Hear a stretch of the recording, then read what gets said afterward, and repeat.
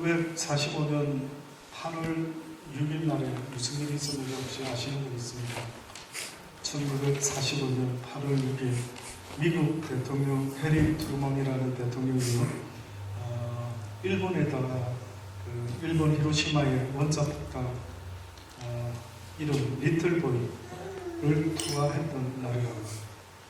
그리고 3일 뒤에 9일에는 펜맷이라는 이름을 가진 원자폭탄을 나가사키에 투척을 했습니다.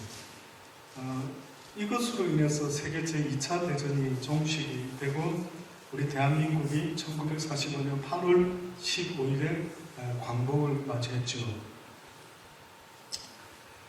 폭탄이 투하되어서요, 당일 히로시마에서 약 5만에서 8만, 나가사키에서 한 3에서 4만 명이 죽었고, 이후에 그 섬광, 화상, 후폭풍, 질병, 합병증 등 이렇게 해서 토탈 한 70만 명이 사라져서 그때 죽었습니다.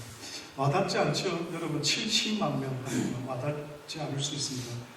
오산시, 저는 정확히는 모릅니다만 오산시가 한 4개 정도가 사라졌다, 이렇게 살던 사람들이 사라졌다라고 볼 수가 있습니다.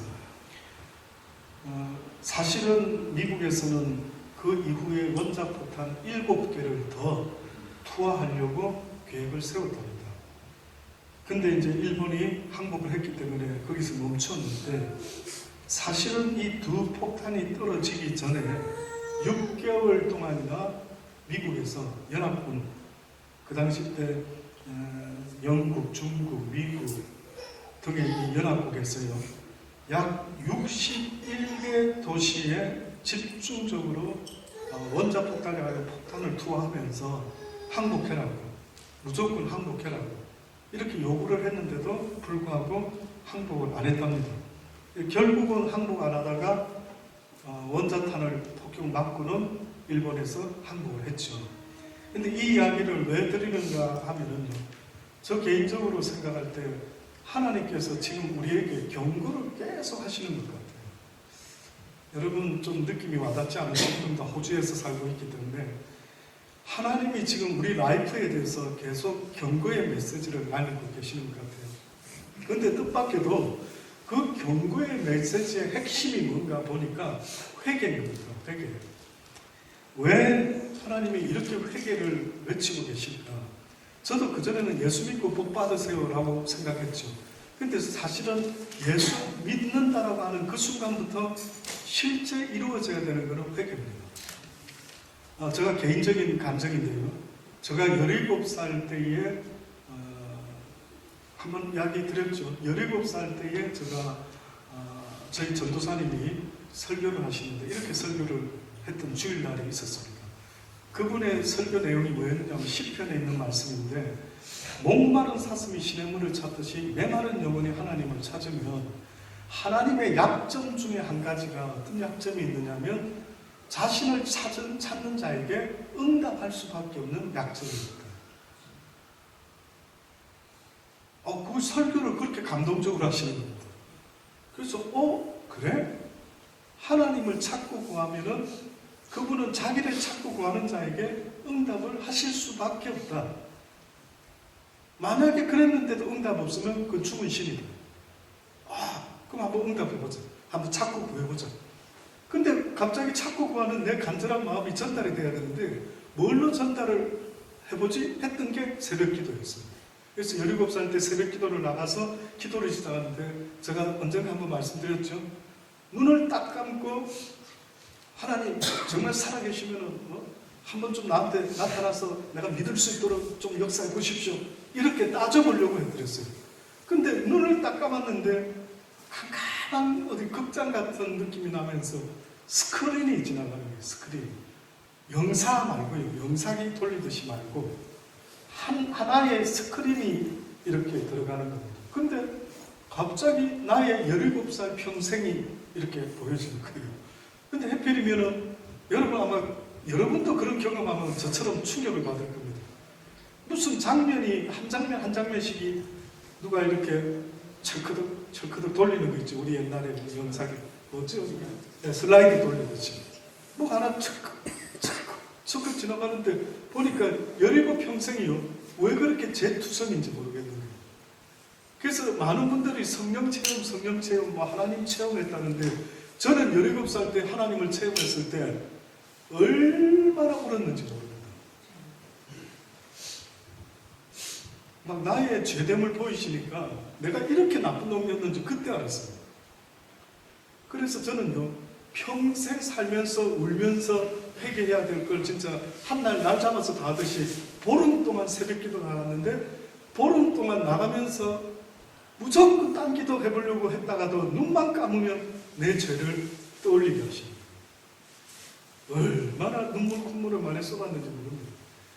아마 하나님의 은혜였던 것 같아요. 하나님이 저와 여러분과의 관계를 회복시키기 위해서 무엇이 있어야 되느냐면 예수 그리스도가 죄를 씻어주셨기 때문에 이제는 우리가 어떠한 고백이 있어져야 되는데 그것은 바로 죄의 고백이 있어져야 됩니다. 예수님 믿는다는 것은요, 예수님을 뭘 믿느냐라고 물어보면 내 죄값을 대신해서 내가 죽어야 되는 십자가에 그분이 죽어주셨다는 걸 성경이 계속해서 말하고 있는 겁니다. 그래서 여러분의 삶 가운데 계속 경고하는 게 있다면 저는 이런 생각이 듭니다. 회개해라. 회개해라. 너를 위해서 살아온 인생을 회개하라. 지금도 여러분은 누굴 위해서 사십니까?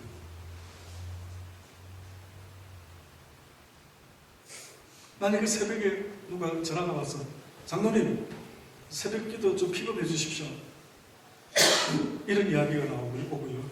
또 갑자기 전화가 와가지고 장로님 저랑 1시간만 일하면 1,000불 준답니다. 누가? 장로님 어느 쪽 가시나?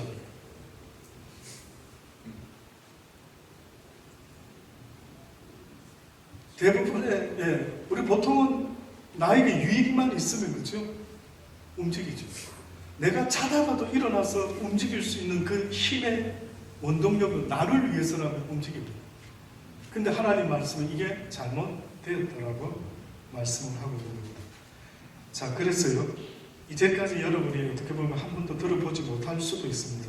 한번 제가 저에게 깨달음을 주신 말씀을 한번 전해보기를 원합니다.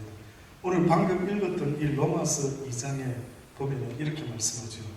남을 판단하는 사람아, 무릇 누구든지 내가 핑계치 못할 것은 남을 판단하는 것으로 내가 너를 정죄하니 판단하는 내가 같은 일을 행하는 자이라. 그렇게 말했어요. 사람을 대하는 인간관계가 먼 눈에는 뭐만 보인다고요? 여러분이 사람을 쳐다보면 무슨 생각이 떠올라야 되는데 무엇이 떠오르는지 한번 생각해 보세요. 여러분은 사람을 만나면 무슨 생각이 떠오르십니까? 비즈니스요? 사람을 만나시면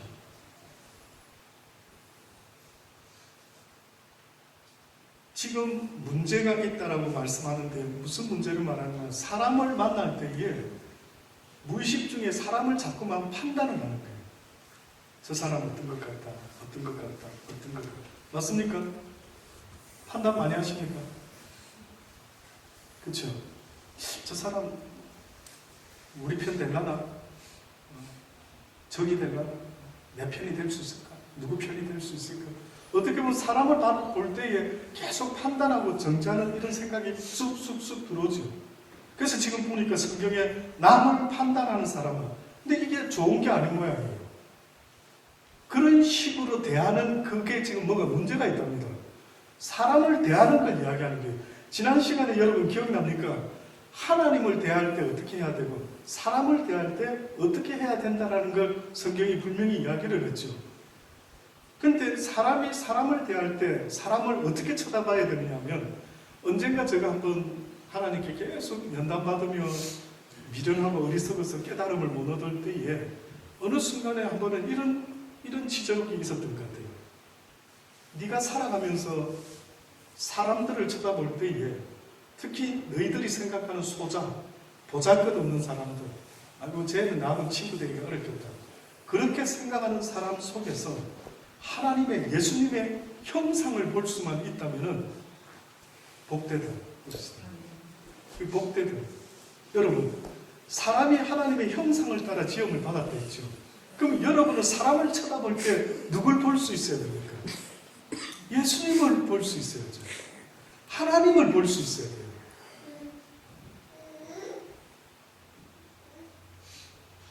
사람을 통해서 하나님을 볼 수가 있어야 돼요. 근데 우리는 사람을 통해서 하나님을 보고 싶지만 주변에 내가 살면서 만났던 수많은 사람들이 오히려 나를 힘들게 하고 시험 들었다 하고 이게 뭔가 하나님을 보는 걸 고사하고 나를 더 힘들게 만든다. 맞습니까? 근데 지금 보니까 남을 판단하는 사람아, 물론 누구든지 내가 핑계치 못할 것은 남을 판단하는 것으로 내가 너를 정죄할 것인데, 왜냐하면 판단하는 내가 같은 일을 행합니다. 그놈이나 이놈이나 판단하는 놈이나 판단받는 놈이나 어떻게 보면 어떻다고요? 같은 놈입니다. 왜 굳이 이렇게 담정하시지? 그리고 보세요. 남을 판단하고 정죄한다는 건 좋은 뜻이 있을까요? 나쁜 뜻일까요? 나쁜 뜻이겠죠. 잘 생각해 보십시오. 여러분이 지금까지 살아오면서 왜 회개해야 될지를, 왜 뭐가 잘못됐는지, 내가 이대로 살다가 아버지 앞에 갔을 때에 과연 어떤 일이 일어날지를 한번 생각해 보면요, 여러분이 사람을 대할 때마다 뜻밖에도 판단하고 정죄하는 삶이 평생이 있는 거예요. 그 누구도 그 형상을 보고 하나님이 함께 하시는, 하나님이 예수님이 저를 위해서도 십자가에 달려 죽어주셨지 라고 생각하고 그를 볼 때에 소자 하나라도 냉수 한 그릇 내가 대접해야 되겠다, 선지자의 상을 내가 받을 수 있도록 선지자의 이름으로 선지자를 대접해야 되겠다, 받고자 하는 대로 대접해라고 분명히 누누이 말씀하시면서 이것이 곧 내 이웃을 내 몸과 같이 사랑하는 것이라고 계속 이야기를 했죠. 근데 우리는 지금 사람을 쳐다보면 그렇게 보이지가 않는 거예요. 저는 옛날에 시골 사람들이 너무 순둥이래요. 순둥이여가지고 서울에 올라오면 서울 사람들이 고백하는 것도 모르고 그냥 그랬어요 하고 이렇게 순하게 좋게 본다는 겁니다.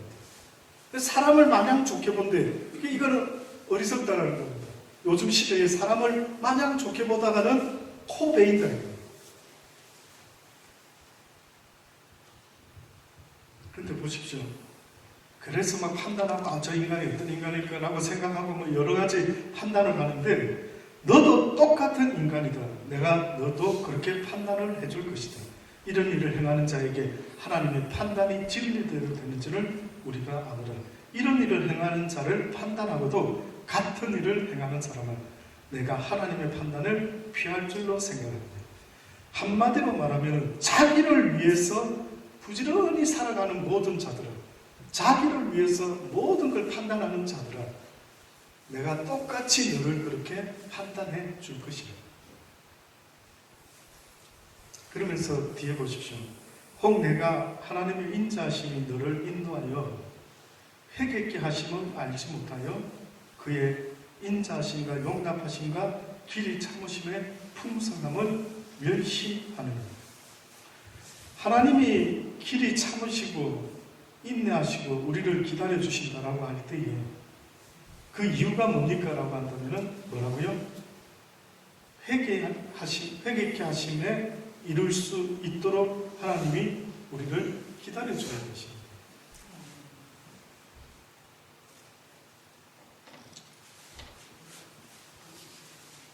하루가 천년이 같고 천년이 하루 같다라는 말씀이 있죠.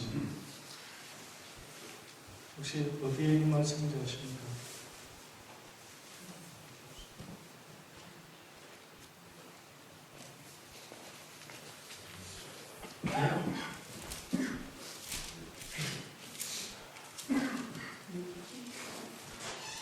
높이 섭니까? 네, 맞아요. 베드로후서 같아요. 베드로후서 3장 8절 맞습니다. 3장 8절의 말씀부터 보면 보세요. 사랑하는 자들아, 주께는 하루가 천년 같고 천년이 하루 같은 이 한 가지를 잊지 말라. 주의 약속은 어떤 이에 더디다고 생각하는 것 같이 더딘 것이 아니라 왜 이렇게 오신다 하면서 또 안 오시고 또 안 오시고 도대체 뭐 언제 오시는 거야 예수님이? 라고 하는데 더딘 것이 아니라 오직 너희를 대하여 오래 참으사 아무도 멸망치 않고 다 회개하기에 이르기를 원하시는 거예요. 결국 예수님이 빨리 오고 싶어도 오지 못하는 이유가 있다면 무엇 때문이라고요? 저와 여러분이 아직도 회개를 안 하고 있기 때문에 그렇습니다. 남편을 전도하고 싶습니까? 회개를 먼저 하십시오. 아내를 전도하고 싶으십니까? 회개를 먼저 하셔야 돼요.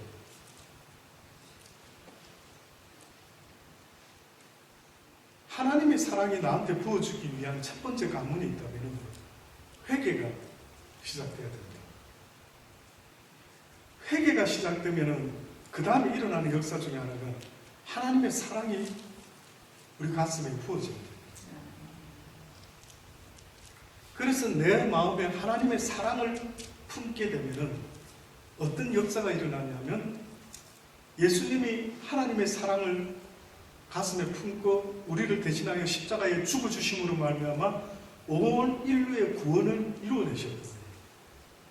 그러니까 이 세상에서 성경이 말하는 가장 파워풀한 힘이 있다면 그는 뭐냐면 사랑입니다. 왜 남편의 마음을 못 움직이죠? 사랑하는 아내들이요. 남편이 여러분 말 듣습니까? 물론 희숙자매 교구는 신혼이라고 들을 수 있겠죠. 얼마 안 됐기 때문에. 아니면 벌써부터 잘 안 듣는 것 같습니다. 뭐 이럴 수도 있고. 어떻습니까? 말 잘 듣습니까? 그러면 여러분 생각할 때 남편을 마음을 움직이고 내 말 잘 듣도록 하고 싶다라고 할 때 자식도 그렇고 누군가의 사람의 마음을 움직일 수 있는 힘이 뭔 것 같습니까? 사랑이라는 거예요, 하나님이. 여러분이 아무리 무슨 똑똑하고 뭐 설교를 아무리 어쩌고 저쩌고 외치고 뭐 선교자 기적을 행하고 능력을 행한다 할지라도요, 여러분의 삶 속에 그리스도의 사랑이 없으면은 그 누구도 변화시킬 수 있는 힘과 능력은 없다. 그래서 여러분이 누굴 전도했다, 하나님께 인도했다 할 때 무엇으로 가능하냐라고 물어보면 하나님의 사랑으로만 가능을 합니다. 인정하십니까?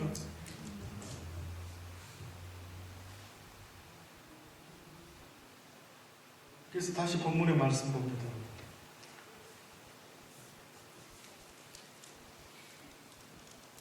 다만 5절 마지막입니다. 다만 내 고집과 회개치 아니한 마음을 따라 진노의 날 곧 하나님의 의로우신 판단이 나타나는 그날에만 진노를 내게 쌓고 있다라고 그렇게 얘기했죠.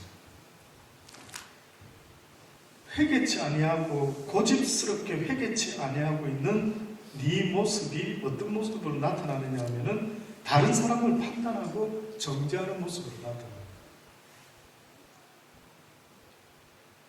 회개한 사람, 나는 죄인 중에 개수입니다. 나 같은 자를 하나님이 살려주셨어요. 이렇게 고백하는 사람은요, 한 가지, 진짜 저 사람이 회개한 사람인가 회개하지 않은 사람인가 어떻게 알 수 있느냐고요?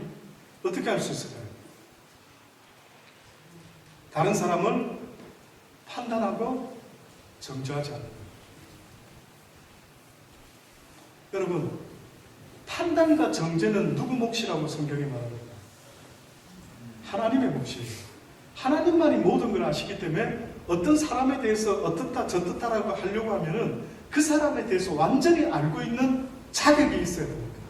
근데 저와 여러분은 사람을 평가할 때에 그 사람이 왜 저렇게 하는지, 왜 이렇게 하는지 알 수 있습니까? 알 수 없어요.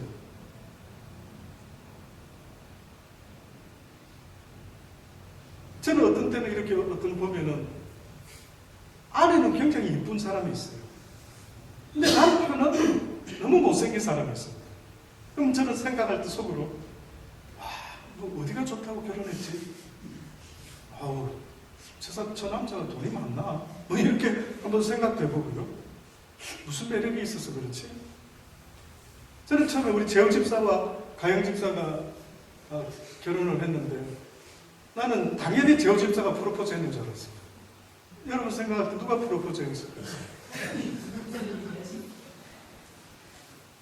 아마 저하고 비슷하게 생각했을 때 딱 얼굴 보니까 이쪽이 조금 짜치는 것 같으니까 뭐 저기 프로포즈 했겠다 느끼죠? 근데 그 반대라는 겁니다. 저 그래서 놀라는 거죠. 무슨 매력이 있지? 뭐 어떤 매력이 있어서 그럴까?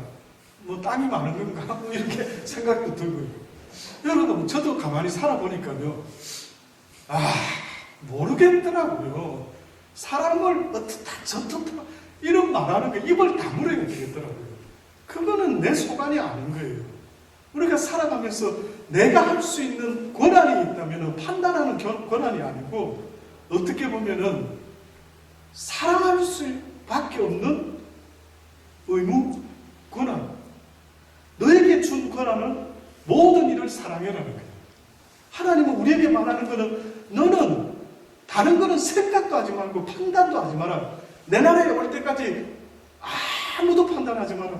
내가 다 판단할 것이고 알아서 할 것이니 너는 오직 그를 사랑해라. 그러니까 우리는 사람을 사랑하며 열심히 살아야 되는 겁니다. 내 삶의 의미와 내 삶의 에너지와 모든 힘의 모든 것은 목적은 사랑이어야 합니다. 아무리 무슨 선교 행사를 꾸미고 뭘 하더라도 싸우고 다툼으로 행하면은 이게 무슨 유익이 있겠느냐라고 그렇게 이야기하는 거죠. 저는 정말 하나님이 보고 싶어 하는 거는요, 저와 여러분의 변화된 마음 상태, 그래서 사람을 볼 때 사랑할 대상으로만 말하는 거예요. 사랑할 대상으로. 왜 자꾸만 미운 대상으로 봅니까? 한번 믿게 보면은 여러분, 너무 신기한 거는 모든 게 밉습니다. 한번 옆에 보세요. 밉게 한번 보려고 딱 보세요. 다 밉죠. 키도 작은 것 같고 눈도 쌍꺼풀도 없는 것이 생긴 거 왜 저리 욕심스럽게 생기고 뭐 아니면 불쌍하게 생기고. 우리 사랑이가 언젠가 우리 큰아들 보고 그러더라고요. 승재 오빠는 좀 눈이 불쌍하게 생겼다고. 좀 어떻게 자기가 막 도와주고 싶은 마음이 생겼는지 불쌍하게 생겼다고 그러더라고요. 그렇게 보기 시작하면 여러분 보세요. 이 세상에 밉게 보면 사랑할 인간이 하나도 없습니다. 사랑하고 싶은 인간이 어디 있는데요 지금. 스타일이 뭐가 그래 마음 들어서. 그래서 여러분이 예수 그리스도를 믿습니다 하는 순간부터 뭐가 달라지느냐면 입술의 말이 달라지고요. 내 마음의 생각이 달라지는데 사람을 바라보는 그 생각이 달라져야 되는 거예요. 먼저는 입술의 말이 무조건 긍정적으로 바뀌어버려야 되는 겁니다. 행복한 사람은 없는데요. 행복하게 태어난 사람은 없어요. 근데 행복하고자 원하는 사람은 있답니다. 다시 말하면 모든 걸 주님의 입장에서 주님도 세상을 긍휼히 여기시고 이처럼 사랑하시고 그렇게 긍정적으로 보았던 것처럼요. 여러분의 인생도 사람을 바라볼 때, 세상을 볼 때 긍정적인 말을 하고 긍정적인 마음으로 사람을 대하지 못하면 죄송한데 여러분은 어디 가서 내가 그리스도인이다 말하기가 힘이 어려웁니다. 누가 그리스도인입니까? 하나님의 마음을 가진 자가 그리스도인이다라고 이야기를 하지 않습니다. 저는 여러분이 앞으로 이 말이 막 귀에 쟁쟁하게 바랍니다. 그 누구도 미워하지 말자. 한번 따라 하십시다. 그 누구도 미워하지 말자. 진짜입니까? 진짜입니까? 그거 한번 지켜볼 수 있겠습니까? 그리스도인이라는 것은 그런 겁니다. 그래서 여러분 보세요. 그리스도인이 되면 왜 좋습니까? 만약에 그 베네핏이 뭡니까? 라고 하면은요. 그리스도인이 되기 전에는요. 여러분 혹시 어처점, 어부점, 악플 뭐 이런 거 들어보셨습니까?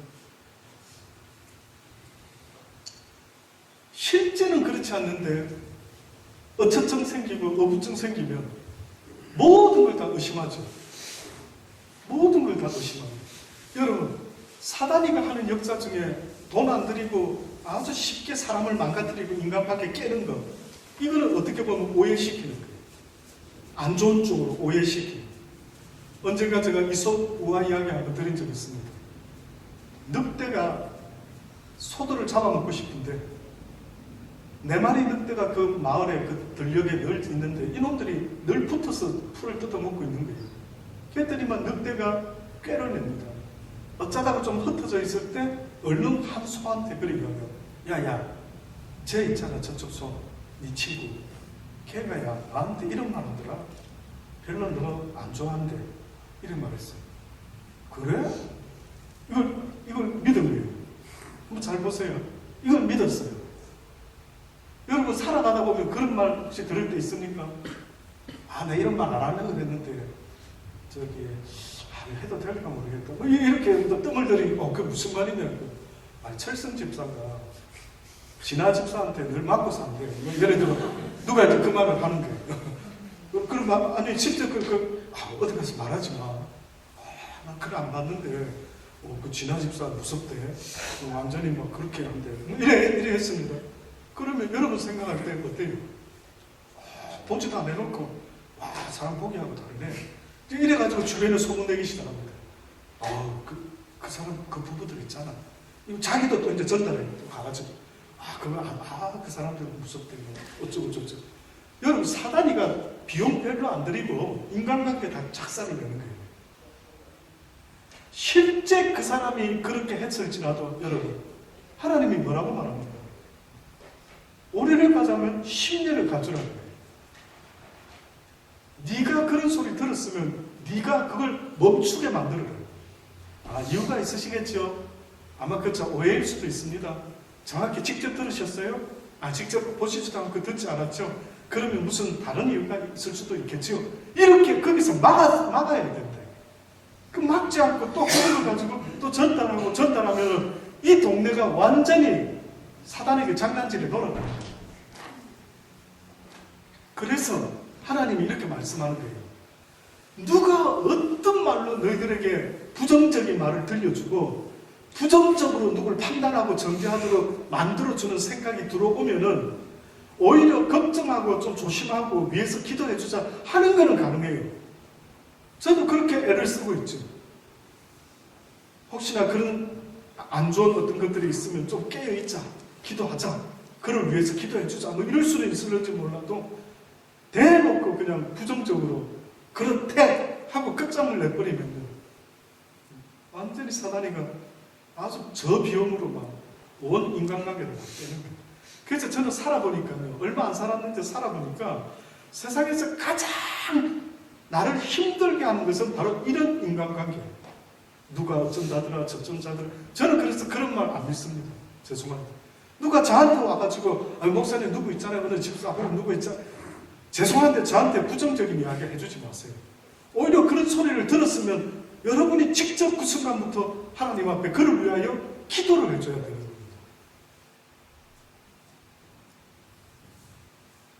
이것이 천국과 지옥의 차이다. 그래서 최진실 씨가 자식도 있고 돈도 있고 명예도 있는데 죽었다 했을 때 뭐가 그 가슴에 꽂힌 겁니까? 악플이 그랬대요. 악플이. 어느 분이 왜 최진실 씨가 그렇게 선택할 수밖에 없었나 조사를 해봤대요. 어느 목사님이 설교 중에 조사를 해보니까 궁극적으로 그 사람이 그렇게 스스로 그런 결단을 한 것은 악플 때문에 그랬대요. 누가 막 뭐라고 부정적인 말을 한 거예요. 여러분,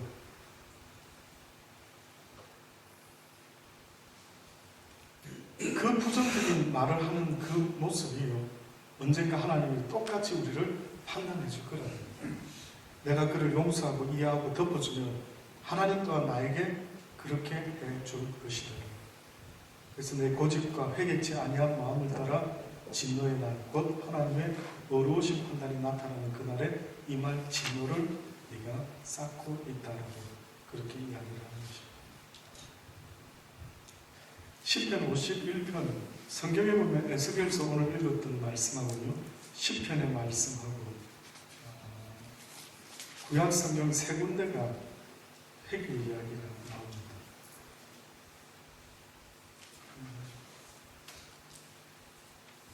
시편 51편에 다윗이 밧세바를 취하고요. 그가 4절에 보면 이렇게 하나님 앞에 고백합니다.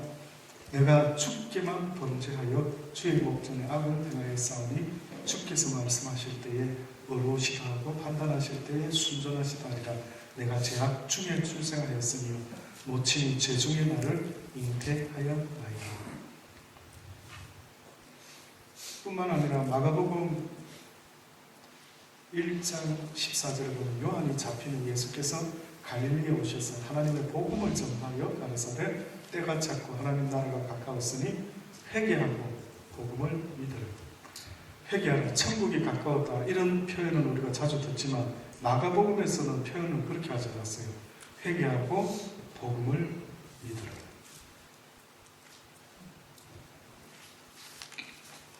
마지막으로는 시편 51편 13절로부터 보면 이런 말씀을 씁니다. 그리하면 내가 범죄자에게 주의 도를 가르치리니 죄인들이 주께 돌아오리이다. 하나님이여, 나의 구원의 하나님이여, 피 흘린 죄에서 나를 건지소서. 내 혀가 주의 의를 높이 노래하리이다. 주여, 내 입술을 열어주소서. 내 입이 주를 찬송하여 전파하리이다. 주는 제사를 즐겨하지 아니하시나니 그렇지 않으면 내가 들었을 것이라. 주는 번제를 기뻐하지 아니하시나이다. 하나님의 구하시는 제사는 상한 심령이라. 하나님이 상하고 통회하는 마음을 주께서 멸시치 아니하시리라. 제사 이야기를 하다가 갑자기 뭐라고 이야기를 합니까? 하나님이 구하시는 제사는 상한 심령이라. 하나님이여, 상하고 통회하는 마음을 주께서 멸시하지 않으신다. 결국은 회개하는 자의 몸부림을 이야기하는 거죠. 회개하는 자. 하나님이 받으시는 것은 바로 그 회개하는 심령을 하나님의 제사라고까지도 이렇게 말씀하면서 받겠다라고 이야기를 하는 것입니다. 아무쪼록 사랑하는 여러분, 여러분이 사는 우리 세상은 조금만 방심을 하면 연탄가루가 와이사스에 들어붙듯이 얼마나 많은 죄들이 우리에게 날마다 다가오는지 이루 말할 수가 없습니다. 지지 마시기 바랍니다. 그래서 저는요, 여러분이 연탄가루 묻지 않기를 바라고 죄짓지 않기를 바라는 게 아니라 그때마다 연탄가루가 묻으면 어떻게 하라고요? 빨아야 됩니다. 매일 깨끗이 빨아내야 됩니다. 마찬가지로 저는 저와 여러분의 믿음 생활이요, 뜻밖에도 저는 회개 없는 믿음 생활은 그것은 큰 실수다. 큰 실수다.